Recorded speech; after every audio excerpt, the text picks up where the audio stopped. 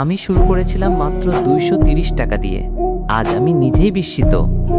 রুটভা প্ল্যাটফর্মের কথা প্রথম শুনেছিলাম এক বন্ধুর মুখে।